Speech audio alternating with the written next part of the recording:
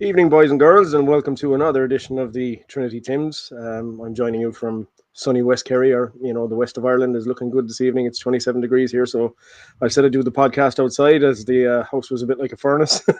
So I'm joined as usual by my colleagues from Video Celts, Joe McHugh and James Forrest, obviously of the Celtic blog, and as you all know, I'm Eric Knott of Read Celtic. So we've got quite a packed agenda, quite a fair bit to talk about. Obviously, we're going to talk about the Aberdeen game. We're going to talk about the comedy show at Ibrox, which could have been even more comedic if the referees hadn't messed it up for everybody. And then we'll talk about our Lord and Master Dermot Desmond. And after that, we'll probably talk some more about our Lord and Master Dermot Desmond and the Celtic board and things like that.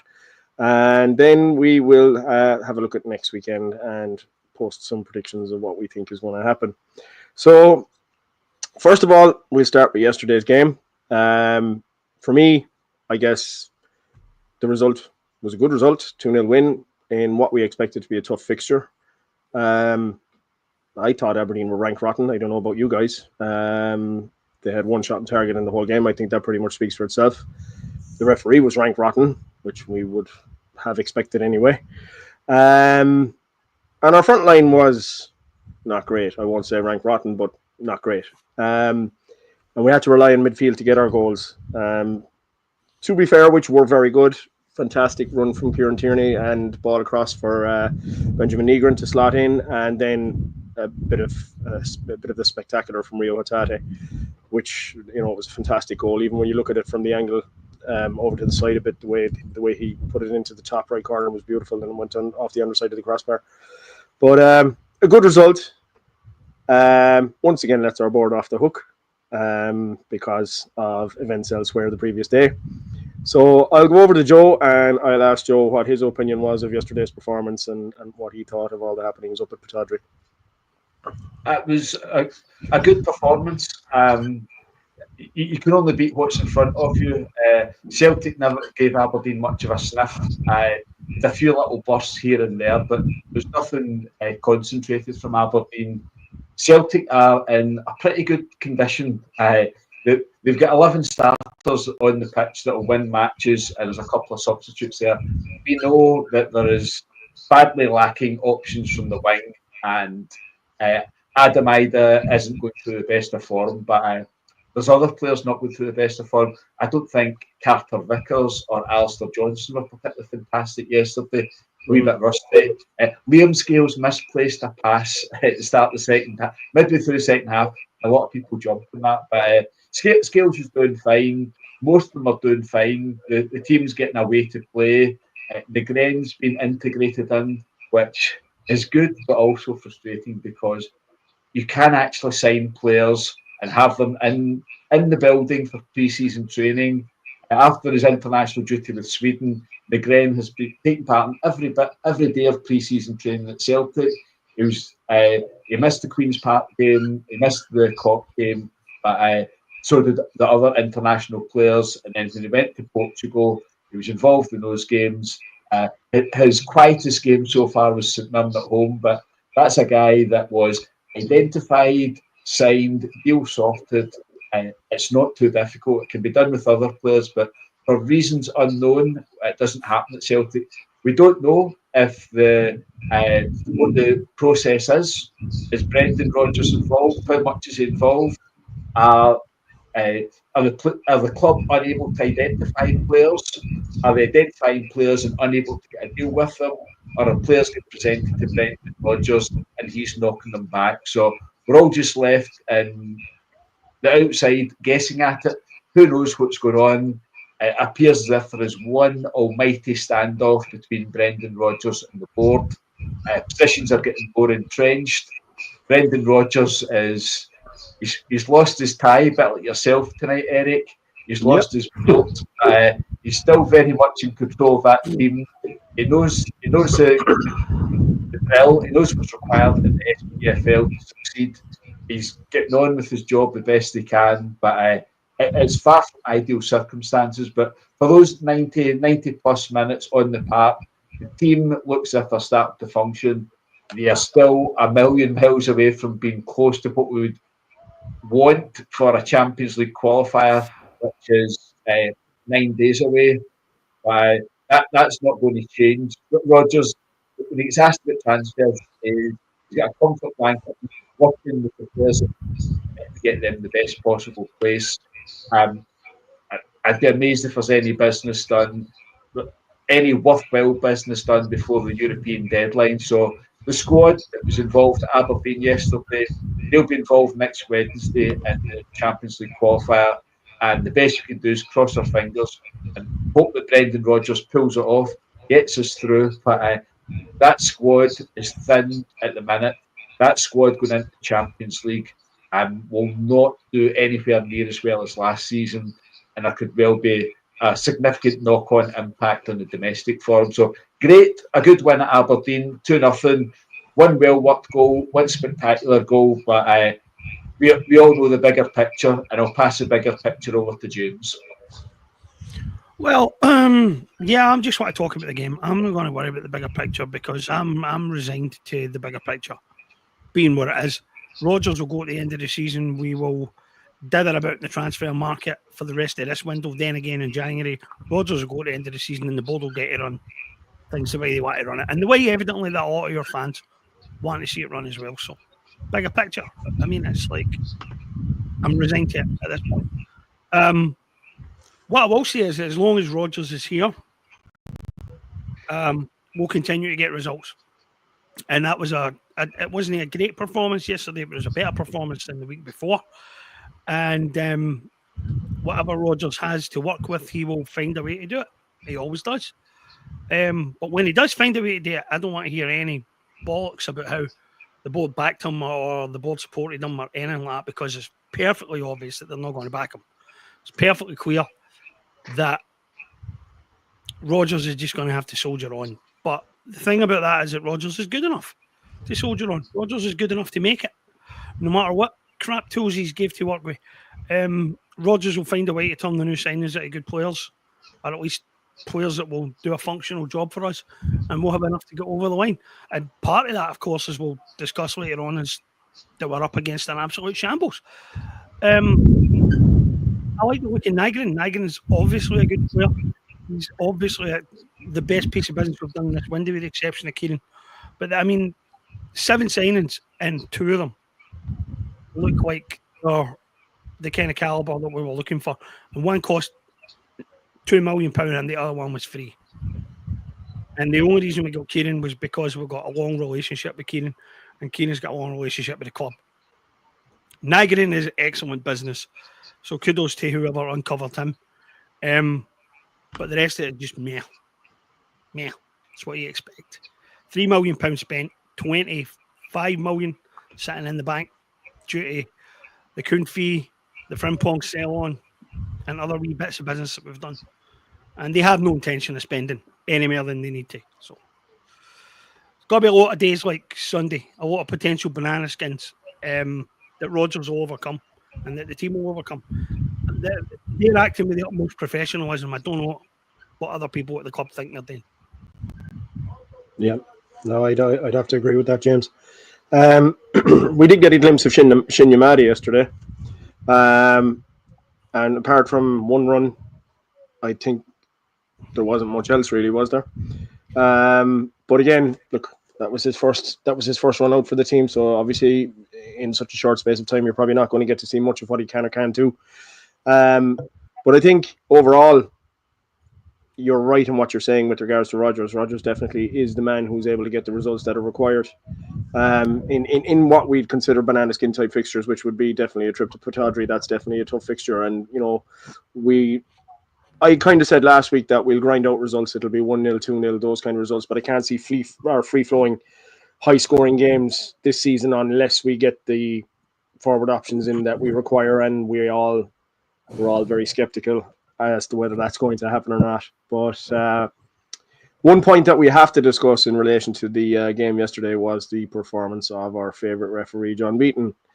And, I mean, how he missed that handball is completely beyond me. Joe, what's your opinion on that whole fiasco? I was going to say, what handball? Because there were 2 There's the one that Aberdeen broke away from when the ball. Negren was trying to pass the ball. Aberdeen player just happened to raise his arm, block the ball, change its direction, and set up an attack for his side.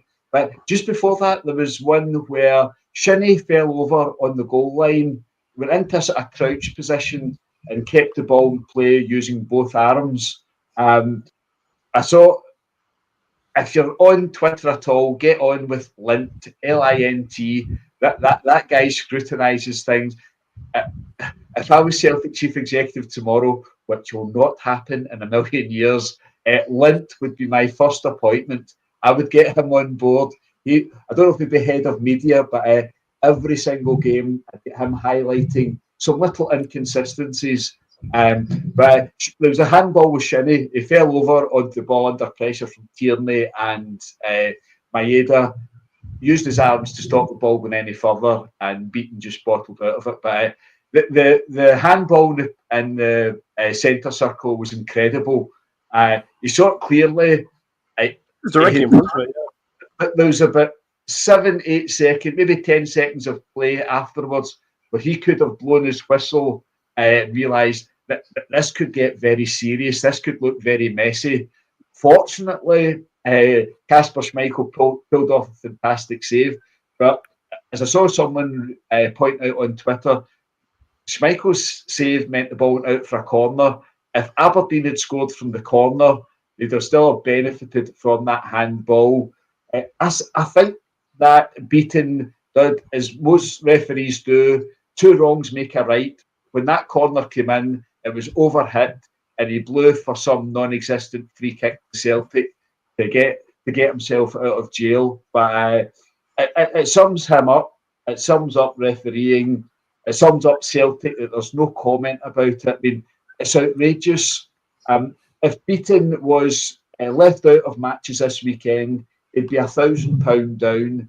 And the next time he's doing a Celtic match, when he's deciding to level up, he might think twice about it. But we know that Willie Collins, a good friend of John Beaton, they're both good friends of Andrew Dallas and Hugh Dallas. They're both members of the Lanarkshire Refereeing Association. So what happened yesterday was entirely predictable. No fuss, barely a mention in the mainstream media, and of course, absolute silence from Celtic. Was it December 20 at Ibrox, the incredible John Beaton show, Morella's kicking lumps and gnawing at body parts of Celtic players all over the place, nothing said or done. Celtic were shamed into a statement, the old favourite, surprised and disappointed. Peter Lill went to Hampden, had a meeting with Ian Maxwell, was reminded of some paperwork from 2012, and nothing further was said about it. And Beaton's career continues to rise. He is without doubt Scotland's #1 referee. Don Robertson, who was up to tricks at Ibrox the day before, is his closest competitor to that. And it sums up so much that's involved in Scottish football. So it's standard fare, but it's good that we've got blogs and websites to highlight it and a podcast to highlight it, rather than just letting it escape unnoticed. Celtic are quite happy to play along with levelling up. I think supporters are getting sickened by it, but it's expected, it's wrong, and we could be discussing something else something similar from the Falkirk game on Friday night, or the Livingston game next week, or the following domestic fixture at Ibrox. So, next time, give James first bite at the good questions, and then I'll have the follow-up rather than me putting up all the good comments. Over to you, James. Again, it's nothing that we didn't expect. It's nothing that we've not seen before and before. Beaton is always going to try and cheat us in any way that he can. And that's exactly what it is that we watched. That handball was so obvious and blatant that even Andrew Dallas would not have dared not call him over a monitor. So I don't know what he thought he was doing. As you said, and as I wrote in the piece today, the bigger issue, of course, is if they score for the corner kick, because we've no recourse there whatsoever. And we can stamp our feet and complain as much as we like, and nothing would have happened.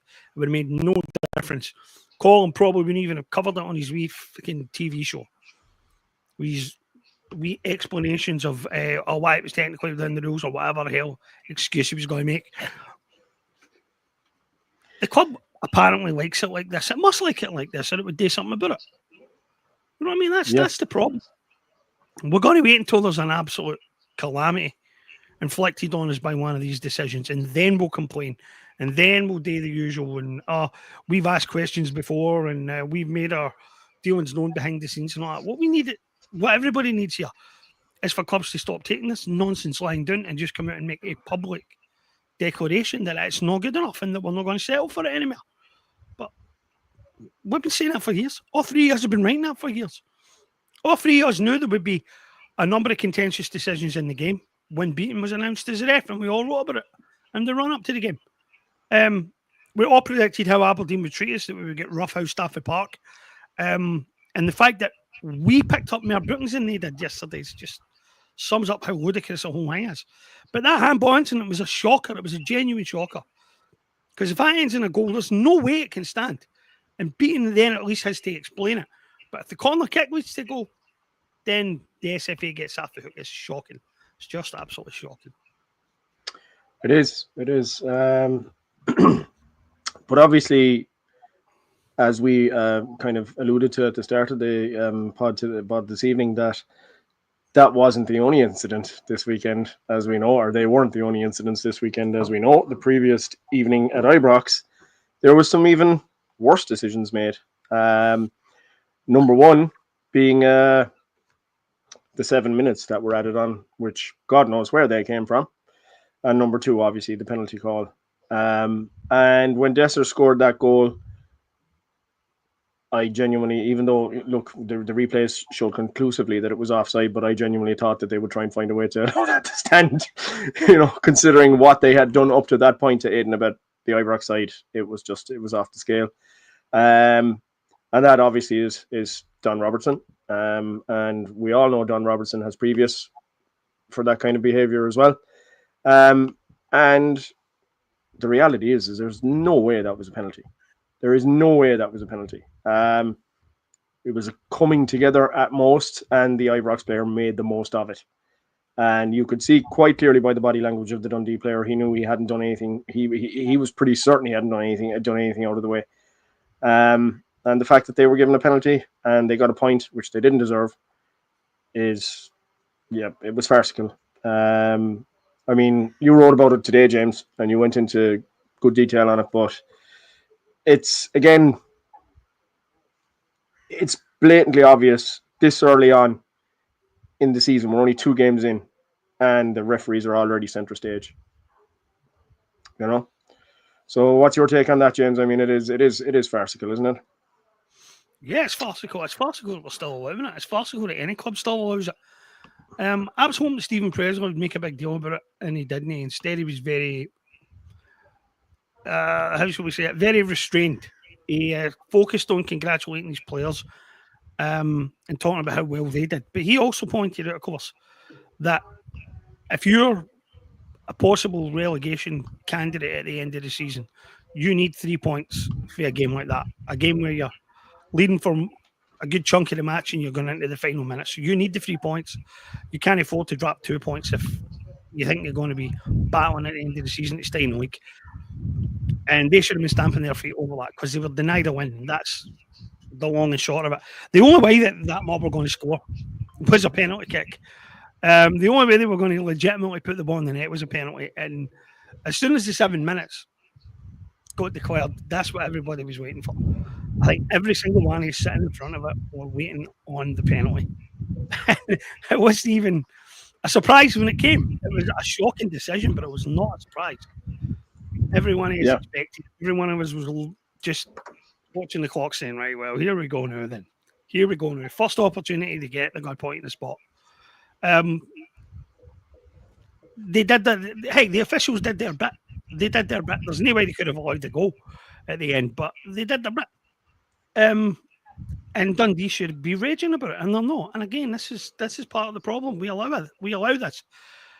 Although part of the problem, of course, for clubs is that the SFA's built its wee protection bubble around referees, and you can't criticise them without the club getting sanctioned, without the manager getting sanctioned, and everything else. But it's scandalous. That could be a costly result for Dundee at the end of the season. And they had that game won. It's abysmal. Absolutely abysmal. Yeah, no, I agree 100%. Do you feel there's anything needs to be added to that, Joe? I mean, what was your view on things that happened at Ibrox on Saturday evening?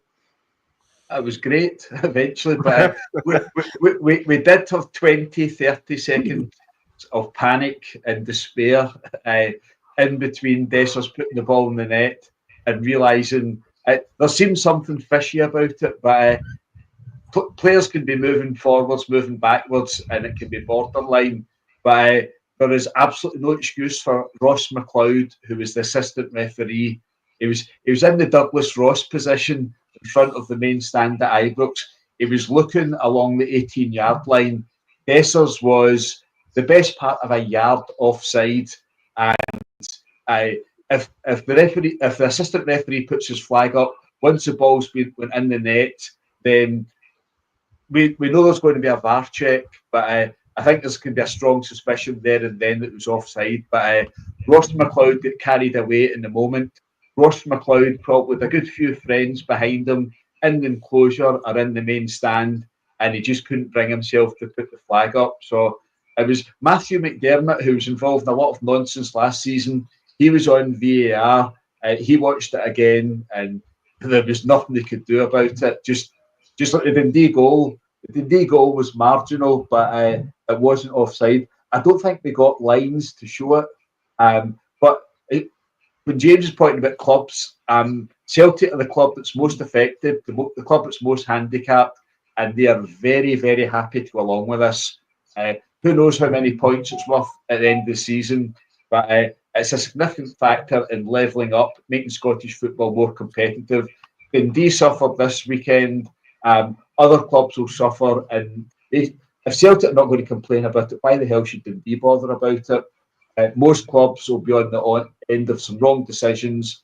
They know when you go to Ibrox, if you're leading at Ibrox, you'll do well to get, I was going to say get away at 5 o'clock, but since that game kicked off at 5:45, but if you're leading at Ibrox, there'll be at least 7 minutes of stoppage time. There's ways for these officials to conjure it up. And of course, there's no tracking of this. There's nothing to cover it. So it's as expected, and it'll continue and continue and continue. If all the stakeholders, I hate that phrase, but all the stakeholders in Scottish football are quite happy with it. It makes it more competitive. Hopefully it's as competitive as last season's title race, although Hearts might have something to say. Yeah, Hearts have started well, and their late winner yesterday again, has kept them well in contention with us anyway. And Tony Bloom he's making the right sound bites. Whether it's all bluster remains to be seen, but we'll touch on that a bit later. But going back to our own board and their complete, what would you say, ineffectual attitude towards refereeing. I mean, that's just another facet of the whole malaise that's set down on the club at the moment, in terms of the way the board is treating the manager, in terms of the way that they will not back the manager when it comes to transfers, the gambling that's going on with regards to the Champions League qualifier. We have, as you guys said, it's 9 days now to the game, and we have 2 days left to announce our squad. There isn't a hope that we're going to get reinforcements in before that game. So we have to resign ourselves to the fact that the team that we will be putting out will be something similar to what we saw yesterday at Pittodrie. And it's just, James used the word today, and I'm kind of inclined to use it myself in my writing as well. A lot of what's going on at the moment, I feel, is amounting to sabotage. And I feel that some people are hell-bent on sabotaging the season ahead. And at the moment, an awful lot of it is coming back to one man. And we would say in the past, when we've had issues with the board, we don't discuss Dermot Desmond very often. We would always point the finger at Peter Lawwell or Michael Nicholson, but Dermot Desmond's name is becoming a hell of a lot more prevalent at the moment, and it's becoming discussed a lot more than it was in the past. And it seems to me, and to you guys as well, from what I can see in your articles, Dermot Desmond he's overstepping his mark somewhat. Yes, he might be the major shareholder at the club, but he does not own the club.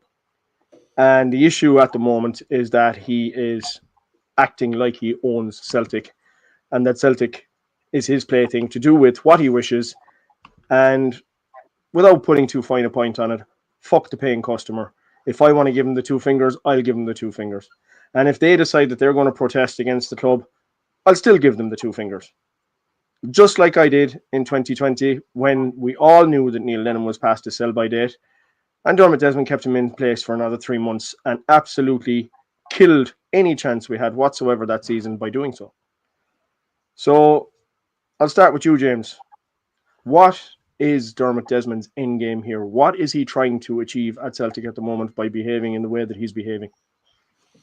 Well, I don't want to single Desmond out, and I don't want to single Law out, and I don't want to single Nicholson out. There is a guy who we've all forgot about, Chris Mackay, and it's about time he got some scrutiny. It's about time some eyeballs were put on him and his whole part of this getting questioned. As far as I'm concerned, they're all part of the same bullshit, right? It doesn't matter who sits at the head of the table. Everybody around that table was part of this. Everybody around that table, whether they agree or whether they don't, there is a campaign of sabotage against Rodgers going on. It's absolutely obvious. And every single one of them is responsible for that. Every one of them. And I'm not going to single any one of them out any longer. I'm going to blame them collectively for what happens here. Because every one of them is responsible for it in some way. If Desmond is the guy throwing his weight around, it's only because the rest of them allow it. If it's Law, it's only because the rest of them allow that. They're all in this together. They've all got to take responsibility, and they'll all walk pointing if this goes wrong. Every one of them. I said in the piece today that for this narrative to succeed, Rodgers has to fail. And they know that because the only way that this works, it's the only way that they can sell us on the idea that we're better off without the guy, and it's the only way they can sell us on the idea that they've got a much better system that they've got to put into practice next season. And Rodgers has to fail for that to happen, because if Rodgers doesn't fail, of course, then the triumph is his. Because everybody can see that he's having his hands tied behind his back. The problem with that, of course, is that Rodgers is just a bit too good. It's not out with the realms of possibility that no matter what they do to this guy, that he will find a way anyway. Don't forget that in 2018, transfer window 2018, summer window, they sold Moussa Dembele at the last knock-ins. And at the end of a window that had already been an absolute disaster area. They sold his best player at the end of it, right on the final hours of the final night. And it's not out with the realms of possibility that we find a way to sell Desmond Maeda and don't replace him before this ends. And I would still bet that Rodgers will find a way. And that's a problem for them, because they're never going to be able to sell us on the idea that Rodgers is some kind of backstabber, or Rodgers is some kind of malignant influence on the club. If Rodgers pulls this off and wins anyway. And the miscalculation they've made isn't just about Rodgers. The miscalculation they've made is about the club across the street, because they're perfectly capable of falling over their own feet all the way to the finish line. And if Rodgers succeeds against all the odds, against everything that they've done to him, against everything that they might still do to him, then it's his victory, and there's no way they can spin it. But if they sabotage Rodgers blatantly and Rodgers doesn't succeed, how do they think that ends well? You asked what the end game is. I couldn't tell you. I don't think they know. That's why I wrote that article about Stockton Rush this morning and about the Titan. Right? This is the mentality here. We're dealing with people who don't think that they are playing on the same field as the rest of us. They think they are superior to all of us and their knowledge and their insight and their genius, right? These people are megalomaniacs, and they don't see how any of this can go wrong. They've not thought it through properly. Don't forget, Stockton Rush got told that ship was going to implode. He got told that. The people who built the thing told him it wasn't safe. It failed testing. So he knew it was screwed. But he thought that his ego could hold it together. Don't assume these people know what they're doing. Don't assume they have a plan. Don't assume that they're behaving rationally. It doesn't always. It's not. People don't always behave rationally. Leaders don't always behave rationally. People in authority don't always behave rationally. We saw Kyogo with a Champions League game still to go. And all I heard all the way through January was, well, we must have a plan. But we didn't have a plan. We still have to replace Kyogo. Don't tell me that these people have a plan.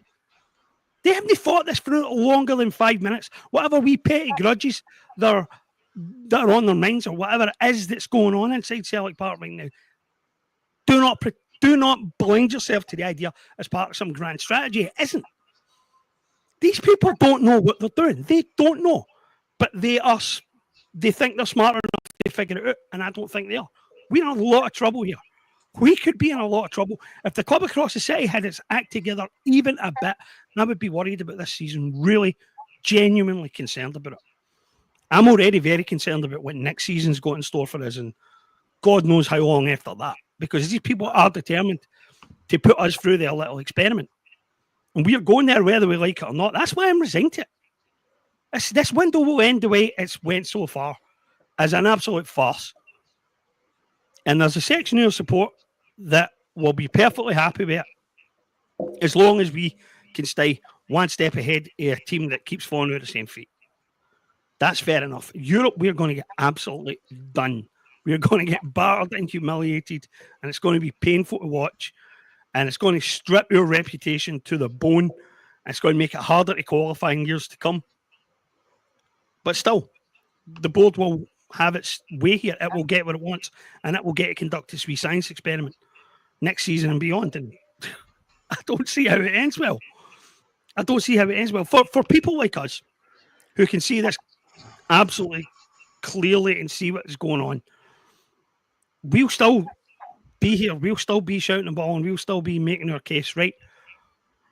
But once they get through the season, they'll cop a lot of anger for the way it ends.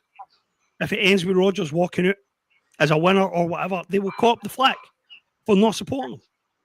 But people will still buy season tickets, and we will have to watch their version of this play out next season and after that. And I'm just resigned to it. We'll see where it goes. We'll see where it goes. Nowhere good, that's what I think. But we'll see. We'll see. I'm a bit like Rodgers is right now. I'm fed up talking about it. I really am. I just want this transfer window shut, and then we'll deal with whatever we've got to deal with. But people who think that there is a plan here, and people who are still expecting major business to be done before this window because the board know what they're doing, please wake up. These people don't have a clue.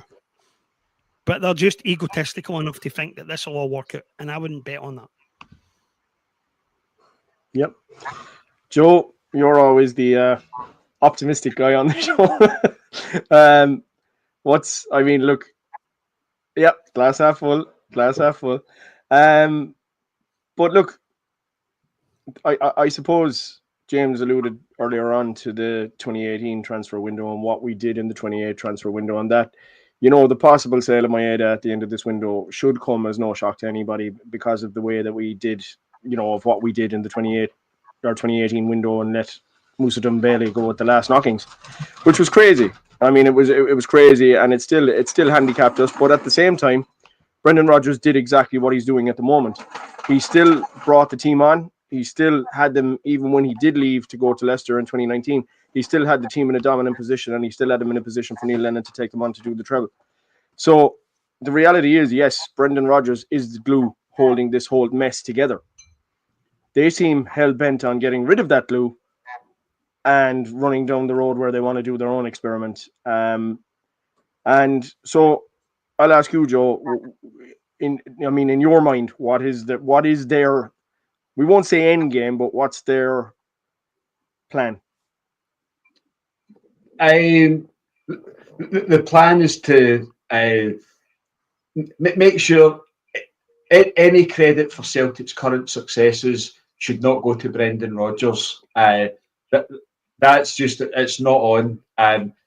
The evidence could not be more evident between the appointment of the current chairman as chief executive in October 2003 and 2016, we never got near a treble. There wasn't even the heartache of winning the league and the League Cup and then losing controversially a Scottish Cup tie. We never get near a treble. Folks should have a look back at the 2015-2016 season. We lost at Hampden to Ross County and to a 4-year-old tribute act managed by Mark Warburton. Guys, I wouldn't want to... But Barry Mackay scored a wonder goal. I know there's somebody at the Daily Record now at NewsQuest that thinks Barry Mackay is a greater talent than Kieran Tierney, but 2015-2016 was horrendous.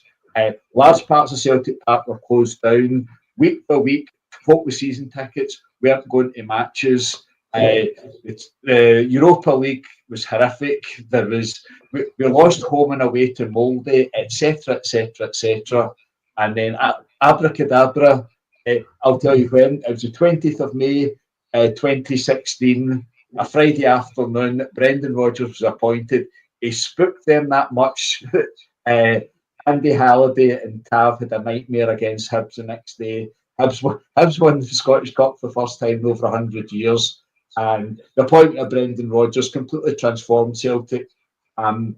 There's kids at primary school just now, or kids starting secondary, that think Celtic should win the treble every second season, at worst.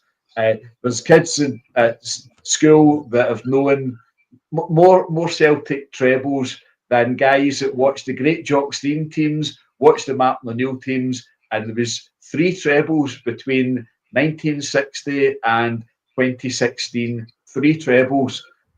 Brendan Rodgers put things in place for 4 trebles, 4 back-to-back trebles, and Ange Postecoglou picked up.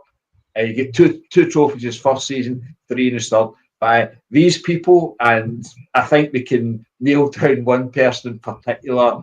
The fact that he doesn't get 100% glory and credit for this, he does have his cheerleaders, he does have his favourites. They'll tell you how brilliant he is and how fortunate we are. If it wasn't for the current Celtic chairman, we'd have been in liquidation.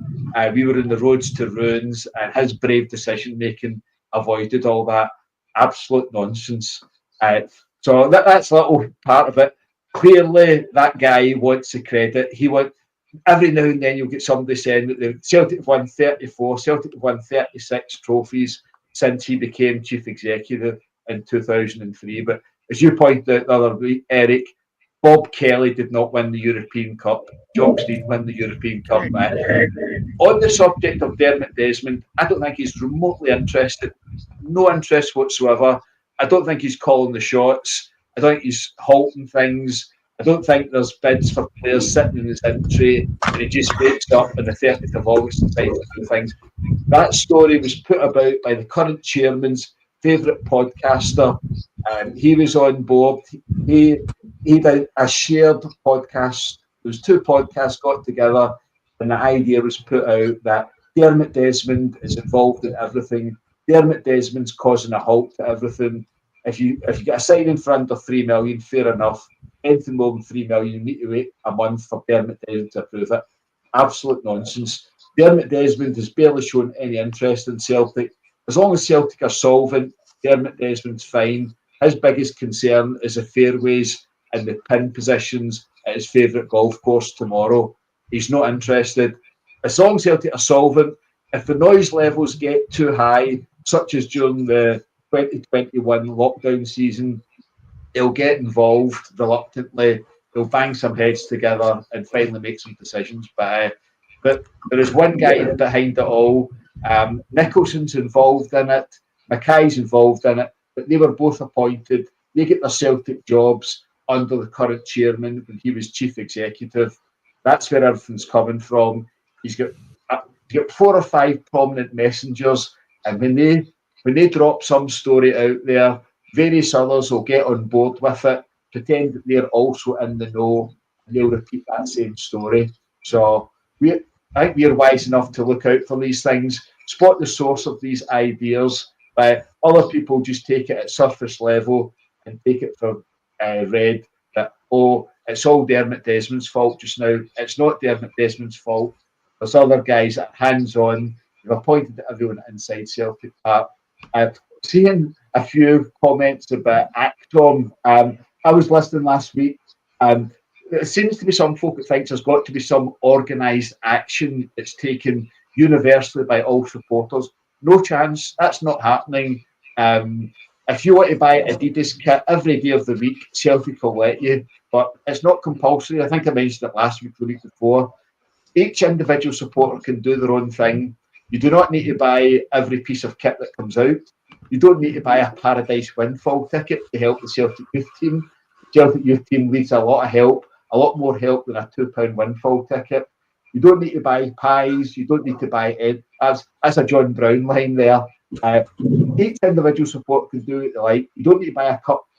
You don't need to buy a Fall Cup ticket. You don't need to buy a Champions League qualifier ticket. If you want to stay in the cup final ticket scheme, the chances are you'll not get a ticket for a cup final at Hampden.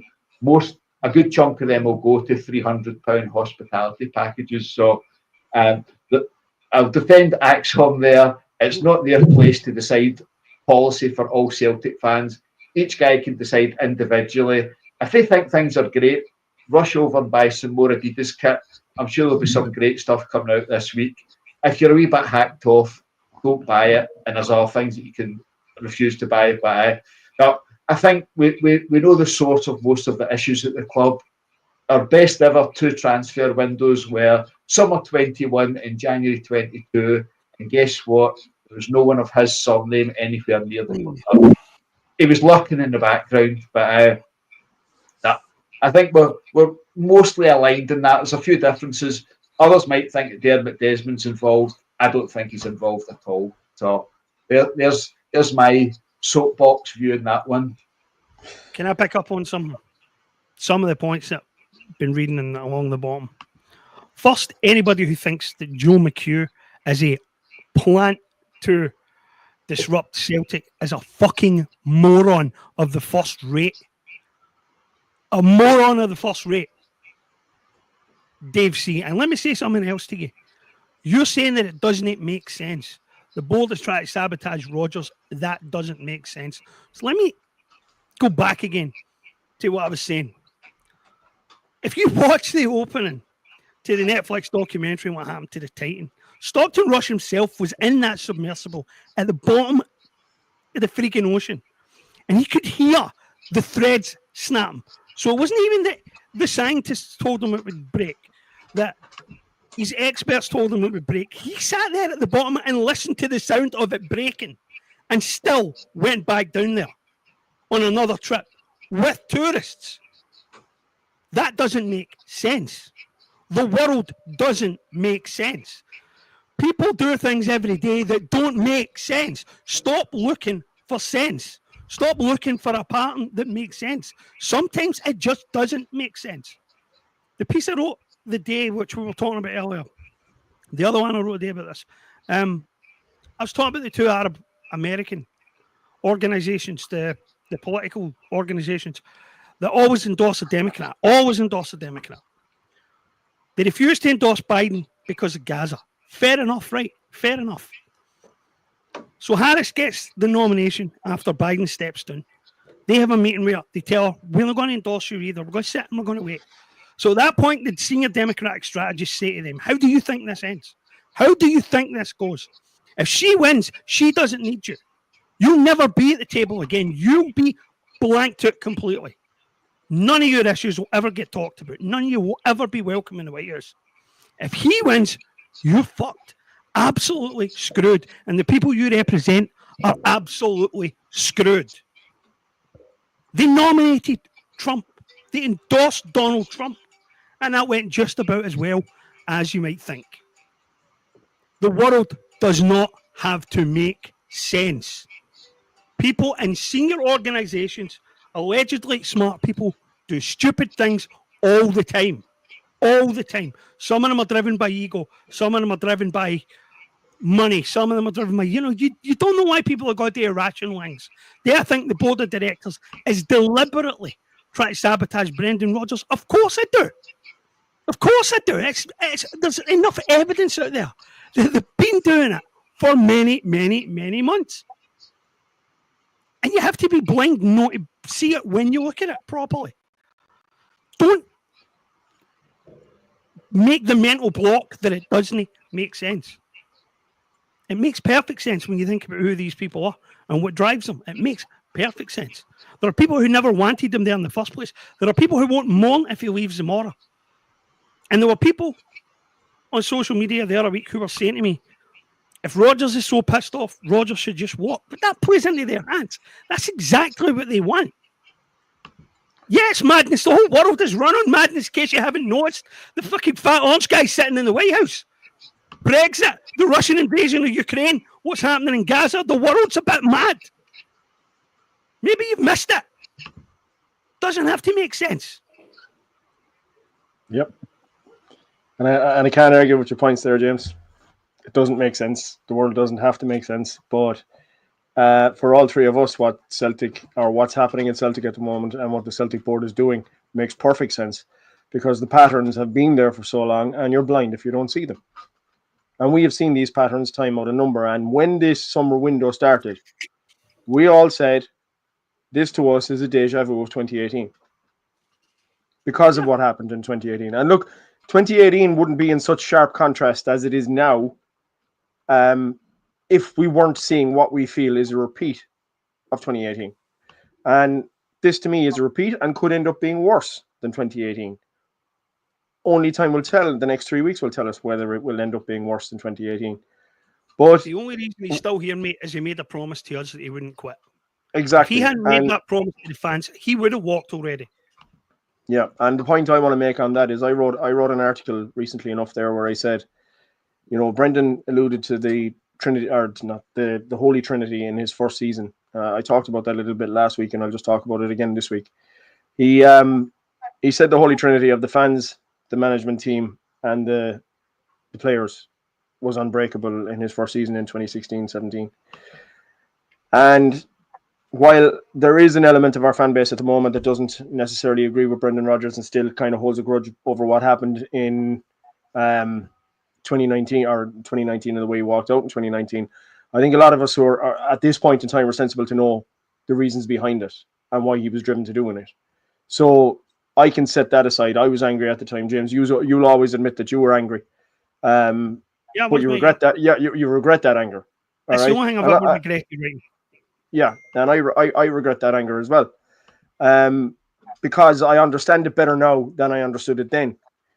But what I would say is this season, if Brendan, to spite the board, to spite them, goes out and has an amazing season, and he achieves that with the tools that he has been given, it will be.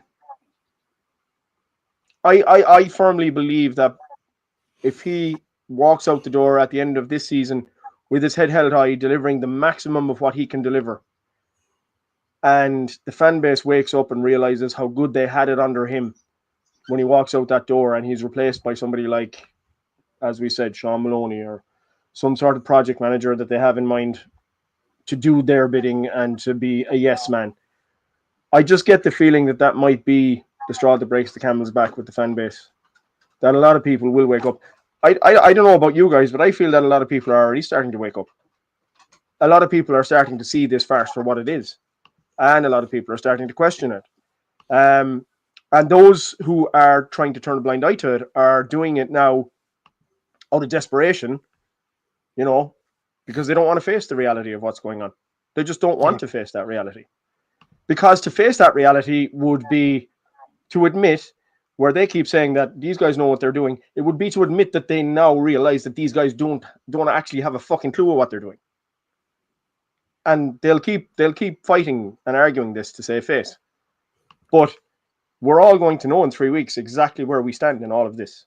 And it's like you've said, no, I'm at the same point as you, James. I just want this bloody transfer window to close so we can get ahead with the season and we can see how this all plays out. One thing that I'm 100% sure of, I would be shocked if Brendan Rodgers is the manager in the dugout at the start of next season. And I would not be shocked if it's somebody so mediocre that it drives the fan base to distraction. Yeah.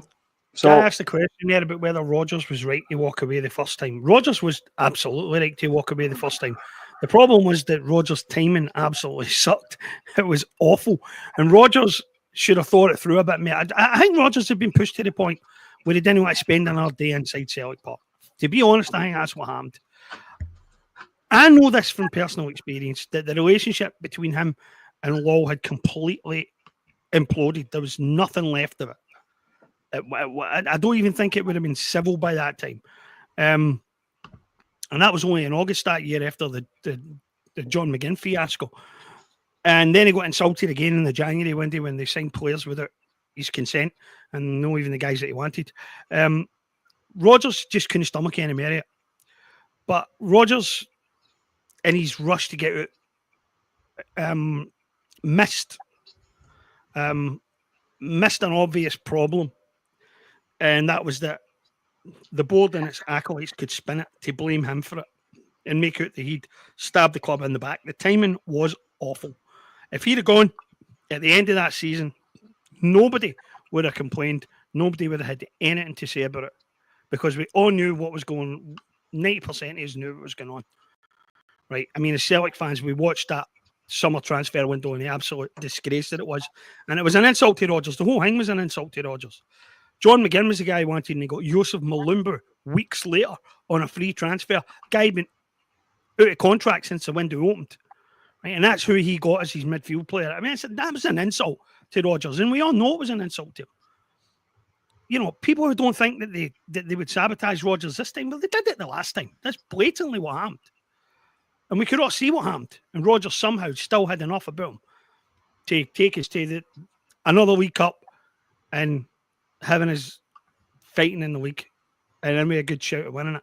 But the timing was terrible. Had he had enough staying power and enough resolve to see it through to the end of the season, we'd all had a very different take on that. Oyers would have had a different take on it. And I regret writing what I wrote about Rodgers when he left, because I was so angry at Rodgers in the manner of his departure that I ignored the people who were responsible for it. And I should not have done that. And I wish I hadn't done it, because they deserve to get the flag for it, not him. Yeah. Joe, I mean, obviously you haven't had an opportunity to say your piece on this, but do you feel he was right at that time? Because we're a lot of the people on our comments there are saying that, you know, that James is going too far by saying that, you know, that he understands why he did it and so on and so forth. But I think, like, when we look at the patterns that we're seeing now, we definitely understand why he did it. We definitely understand why he walked out. And I don't think money had anything to do with it. I think his work atmosphere just became toxic because of what he was dealing with. And we also have to bear in mind at that time he had the de facto director of football in Peter Lawwell. So, I mean, how do you feel, Joe? Do you think he was right at that time? Can I step in and say something about that? That meeting that myself and Alted were at the day that John McGinn signed for Villa, the day after the AK Athens game at Celtic Park, one of the things that he said to us that day was that Rodgers was complaining, although we're doing things the way we've always done them. And both Alted and I looked at each other, and I think we were both thinking at the same moment, that's the problem, mate. That is the problem. This isn't a guy to be treated like that. This guy's the only manager in Scottish football history who's won back-to-back trebles. He's fighting like crazy to take us to the next level and get us through into the Champions League groups again. And this is still being run like a corner shot. That's right there. That's the problem. And I said to him that day, if this goes wrong, your one consolation is that you will never hear the words, oh God, who's the Hibs player? Stephen Fletcher. You'll never hear the word Stephen Fletcher again. And I should have stuck to that, and I should have hammered Law for all of that at the time. And I didn't, and I'm pissed off about it to this day. Joe? It was all about the timing. I'm sure if you ever get he got a second chance, and I think it's the timing of it that brought him back, probably against his better judgment. The timing was horrendous. I think the Leicester managers got the sack on the They had a bad result the Saturday night. You get the sack the Saturday morning. We were playing Motherwell that day because we just lost to Valencia in the Europa League. And there seemed a fair bit of speculation about it. I mean, BBC, I think it was Alistair Lamont, was very insistent on questioning him on the Leicester job. And yep, I've not been near a BBC license in a long time, but the Monday was strange. I think Scott Bain did a media conference to preview the Hearts game in the Wednesday, and Scott Bain sort of dismissed speculation that Rodgers would be leaving for Leicester, and overnight he was on his way down to Leicester with 3 Celtic colleagues, and John Kennedy and Stevie Wood stayed behind. So it was all in the timing. We played on the Sunday. He left on the Monday night. I think it was announced on the Tuesday. We played Hearts away on the Wednesday and made Hibs away in the Scottish Cup on the Saturday. If Rodgers had held on for one more week, if we'd beaten Hearts as we did, late goal from Odsonne Edouard, and beat Hibs to progress in the Scottish Cup, if he'd left the following week, it would have been a lot more easier to understand. But there was a bit of there was way too much anger. There was some ridiculous anger, but I'm pretty certain that the timing is the main reason that he's back again. Because in most circumstances, Brendan Rodgers is not perfect, right? Brendan Rodgers is far from perfect, but he's a pretty good manager. He's a far better manager than our current chief executive is at being a chief executive. No, Leicester will not be going anywhere near Michael Nicholson should they ever require a chief executive. And they'll certainly not be going near Peter Lowell for the chief executive, just as Arsenal weren't remotely interested in Peter Lowell, and neither were Liverpool, because these clubs know that the substance underneath Peter Lowell, he's quite good up here, but that's the extent of it. And I just said quite good. He's not fantastic. He's taken advantage of circumstances, and his salary, the money that he's made out of Celtic for what he's put into the club is absolutely outrageous. But Rodgers made a mistake first time around in the timing that he left. An element of anger is understandable. There was way too much. But we're back to 2015. We're back to 2025, but it feels like 2018. The car crash is underway. We don't quite know when it's going to impact. We know what the fallout is. I don't think Neil Lennon will be back again, but it'll be someone of a similar calibre. It'll be someone on a similar salary. It'll be someone of similar demands. Someone that's very grateful to have the Celtic job, and somebody that's confident that can keep things going domestically. But Rodgers, I don't think he's going to leave, but in football circles, I suspect the agents of all the major players at Celtic will know what's about to unfold. Celtic, when Brendan Rodgers says people are working very hard behind the scenes, see that hard work? That hard work might be trying to get players sold. That could be getting Carter Vickers, Alistair Johnson, Maeda and Hatate sold. And if they don't go this window, win, lose or draw in the Champions League, I'd expect someone to leave, at least one big name to leave before the window closes. And the others, they're not daft. They'll see the writing in the wall. They'll be able to read the tea leaves. They'll know what direction the wind's blowing. And at September 2026, I think there might not be much left of the squad that Ange built over 2 transfer windows. So there's another gloomy take from me. I think that's down to half empty. Well, look, this is one of our subjects or one of our points in the podcast now. We've kind of gone on a bit, so I'll conclude it with this. I wrote an article last week where I said, if Peter Lawwell had not destroyed, the opportunities we would have had under Brendan Rodgers back in 2018, 2019/2019, I have no doubt we would have won the 10 in a row had Brendan Rodgers remained. Yeah. And I always said, when I looked back in hindsight on that banner that the fans put up in Tynecastle after, in that first game after Rodgers had left, where he said, where it said, you traded immortality for mediocrity. I now believe that banner is totally and should be totally dedicated to Peter Lawwell. Because by treating Brendan Rodgers the way he did back in 2018/19, he traded immortality for mediocrity, because he destroyed any chance we had of the 10 in a row by doing what he did back then. And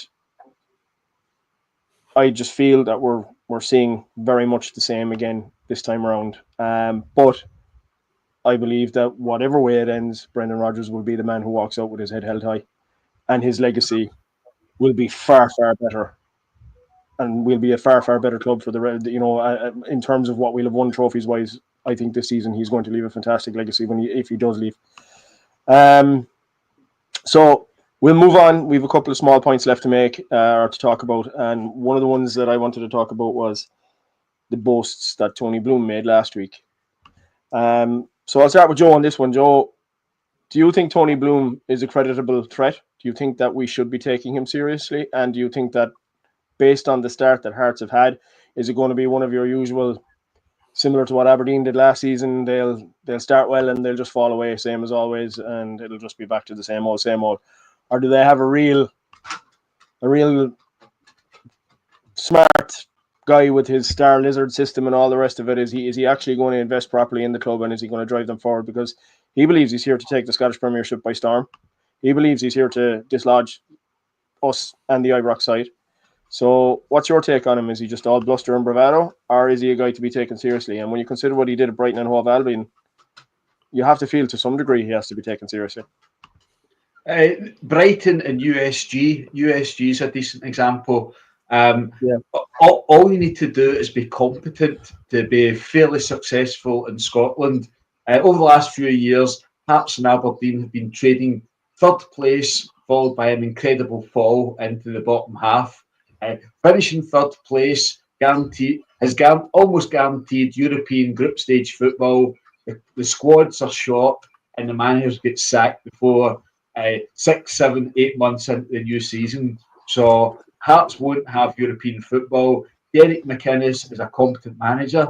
I saw one of his favourite reporters in the Daily Record getting a bit misty-eyed this morning, suggesting that maybe Russell Martin could have been replaced by Derek McInnes, and things might have been a bit more happy and glorious, rather than having a vegan hipster that wears sandals and has muesli for breakfast sitting in the manager's office at Ibrox. So Hearts will be credible. I would think they might have learned from Aberdeen last season and be able to sustain it a bit longer. And one of the phrases I really love is, can they split the old firm?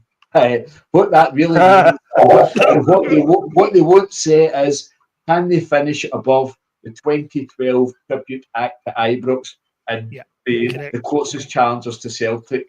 And I don't think anyone is going to come out and say Celtic will finish in third place, but it's a bit uncomfortable for them to say Hearts can finish above the beloved tribute act. So they just couch it with this phrase, can Hearts split the old firm? I think Hearts will have a credible season. We saw, it'd be interesting, I don't know if anyone's ever done it, but if you could stitch together Aberdeen's start to the season and Hibs for the last 2/3 of the season, then that would be a credible challenge. That could have been fairly close to Celtic. We don't know how Celtic will perform this coming season. I suspect we're not going to have the same flying start as we did last season when we went to Ibrox 14 points clear on the 2nd of January. I think there's only 2 draws before then. So Celtic will come down a little bit, I would expect. Hearts will be up a lot. And they could repeat what Aberdeen did last season and maintain it a bit longer. I suspect that Tony Bloom knows what he's doing. You don't, as I said, you don't need to be fantastic to be pretty successful in Scotland.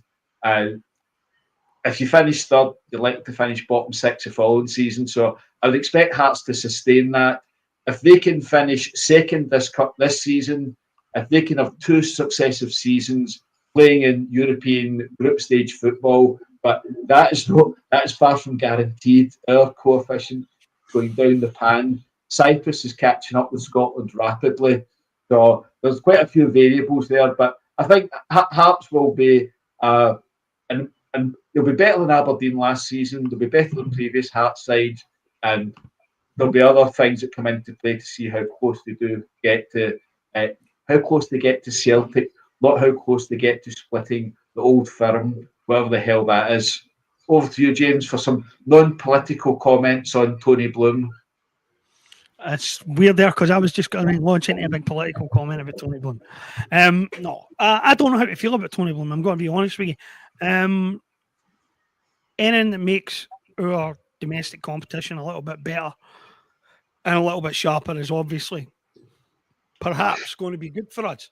Or at least you would hope that it would be good for us because it would push our board to take itself a bit more seriously and take the challenge facing the club a bit more seriously. But the truth is, if Tony Bloom succeeds this season, if Tony Bloom gets Hearts into some kind of credible position where they get maybe 80 points in the league or whatever it is, it doesn't really matter whether they split ourselves and our rivals. And anything is possible there, by the way, because the mess over there is expanding rapidly. Any success that Hearts have is just going to further convince our glorious custodians that this data-driven model is the right way to go and that we can basically hire our own Derek McInnes and get results. So that's why I don't know how to feel about it. On the one hand, I want to see it go well, and I want to see Hearts mount a bigger challenge and take some points after the mob across the city and make their lives even more miserable and uncomfortable than it is. I want us to have to push to be better. But if Tony Bloom succeeds and it goes too well, then nothing will dissuade our board from trying the full fat version of it the following year. So I'm a bit torn on that subject, got to be honest. The more I think about it, the more worried I am that Tony Bloom might actually do something decent. Okay. Well, we're coming close to the end now, guys. We've gone slightly a bit over time. We had over 160 on the pod on the live stream tonight, which is great. Again, it's steady, it's consistent, and as usual, guys and girls, if you enjoy what we're talking about, if you enjoy the subjects we discuss, will you like and subscribe and hit the thumbs up? And as Joe always says, add comments afterwards. We like a good bit of discourse afterwards, and on the YouTube page once we're finished up. So finally, guys, we'll wrap it up with predictions for next weekend. Obviously, we've got the late kickoff on the Friday evening against Livingston. And from my perspective, I kind of said it already. Falkirk. Oh, sorry, Falkirk. My bad. We've got Falkirk on the evening kickoff on Friday, and I said to you guys at the outset that we kind of need a morale boosting 3 or 4-0. And a good couple of goal scorers on the on the getting goals for us, especially Adam Ida and Dyson Maeda. I think they both need to break their ducks and start pushing ahead this season, because Ida has been pretty much non-existent so far in the first 2 games, and he's making fools out of us after all the defense we've given him. But I said to you, Joe, that a lot of the speculation that's been going on in the press about him and a lot of the negativity that's been flowing from our own board and several sections of our fans, he's obviously feeling that too. And that has to be hitting his confidence as well. And while, we say these guys are not kids and they earn big money and they should be able to take it because they earn big money, they're human beings at the end of the day. And they do feel it. And they do feel when a fan base isn't behind them. And as Celtic fans, we've always supported our players, and that's one thing we should be doing for Adam Ida, regardless of his price tag. So for the Falkirk game, I'm going to say 4-0. Ida Maeda. I think Nygren will get a goal again, and I would say I'll give the other one to... I'll go mental and say Shinya Mad will come on and get a late one. What about you, Joe? I think it'd be similar to yesterday at Aberdeen. I think a fairly routine 2-0, not pulling up any trees and nothing falling apart. And there'll be a little bit of intrigue over the team, whether Rodgers wants to vary it a bit. I suspect he doesn't want to, because he's not got too much trust on the bench. So you might get Trusty coming in. and Scales at left back, give Tierney a rest. But it's 50-50 at this stage. It's similar to playing the Livingston game. You don't know whether players need games to get them up to speed or whether they're still getting nursed gently towards full pitch. So I expect a fairly straightforward win without any drama. It'd be nice if there was 4-0, and if Adam Ida could score 5 of those goals, I'd be absolutely delighted. But it's a shame it's tragic. He's a black Irish Celtic player.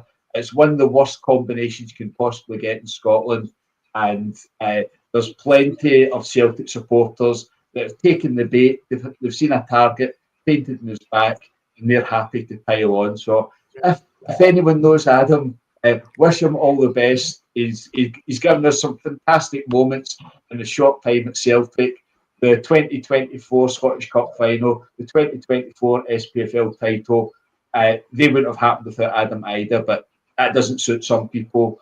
He's below par just now. It happens with footballers, it happens with strikers. Hopefully he's back on form soon, and if that's Friday night, all the better. So I'll pass to James for some closing thoughts. Yeah, well, I'll give some closing thoughts on Falkirk, and then I'll divert a wee tiny bit to finish up. I won't keep these guys too long, but I expect some major changes in the team for that one, and I think Yamada will play up front from the start. I think we'll find out where this boy's got on Friday night. I think it would be good to play Yamada from the start. I think Ida needs to be taken out the firing line for his own good as much as anything else for a wee while. He needs to find his confidence again, and he seems very good at doing it for the bench. So fingers crossed for him. I just want to take a wee minor diversion into events at another ground this weekend. And one of your comments mentioned it, which was the booing of Kieran Dowell and the general atmosphere at that club there. We're in a bit of a state right now in terms of the this transfer window, and who knows what the hell is going on behind the scenes. But the one thing that gets your board off the hook over and over again is the abject state of that club over there. And all the talk was that the takeover was going to change this and the takeover was going to change that. And then they go and they appoint Russell Martin, who, if ever a guy walked in to the wrong movie, it's this guy. He's not a cultural fit. He's not a mentality fit. His style of play doesn't fit. There's nothing about this guy that says he's going to survive for very long, and I think we should enjoy him while we can. It would be insane for them to sack him this early, but as I said, we live in a world where irrational people are running a lot of organisations and doing irrational things, and I would not be terribly surprised if it didn't last more than a few months. But that's not even their biggest problem. Our big problem is that we are sitting on a pile of money and we won't spend it. Their biggest problem is that they are bleeding money like never before. They've spent a lot of money. They've spent a lot more than we have. And they don't really have a lot of wiggle room in terms of spending that money and being able to spend it, because they were already pushing on the 70% ceiling for financial sustainability regulations. And I don't know how, if they don't make a major player sale, they're going to be able to meet that criteria. It defies belief what is going on over there again. But, you know, I'm perfectly happy to accept what I can see with my own eyes, because I said the world doesn't have to make sense. And none of what's happened there for a long time has made a lot of sense. And this especially doesn't, because they're just piling the wage bill up and they've spent money on signings and they ain't got rid of a single key player for a profit. And I genuinely don't know how they're going to meet the 70% regulation. I genuinely don't know how they're going to do it. But every single penny they spend over it is money that UEFA will force them to cut next season and the season after that. So all they're doing right now there is they're saving themselves up even more trouble for somewhere down the line. They're gambling big on this Champions League qualification. And so far they've got reasonably lucky with the draws. Bruges or Salzburg are going to give them a much harder game. And if they go out, there's going to be a reckoning over there like never before. Okay, and just to wrap it up, James, What do you reckon? How do you reckon they're going to get on against St. Mirren on Sunday? No. Yeah, Eric, you're ahead of yourself. They're playing Alloa on Saturday. Okay, all right. I am obviously looking at another moment. Oh yeah, I see. I've been away over the weekend, and I completely forgot that these guys. They took the skipping the game. Yeah, it has to make sense. Yeah. No, so they're playing Alloa. Well, obviously they're going to win that one. If they don't, there's going to be hell to pay. There's going to be hell to pay. They'll get a home draw. That's what I would bet on. Yeah. But okay, guys. Yeah, Robert's right. I'm miles out. I've been out of touch for the last 4 days, so I've parachuted back in today now and got all my fixtures wrong. So, look, guys, we'll wind it up on that one. It's been a good show again and great response from all the fans. We'll be back the same time next week. Joe, I believe you're presenting, and we'll have plenty more, I'm sure, to debate and talk about next Monday, as we always do. So we'll all talk then, guys. In the meantime, enjoy your week, and everybody be able to catch us as usual every day with our stories. So we'll all see you next week. Good luck. Night, guys.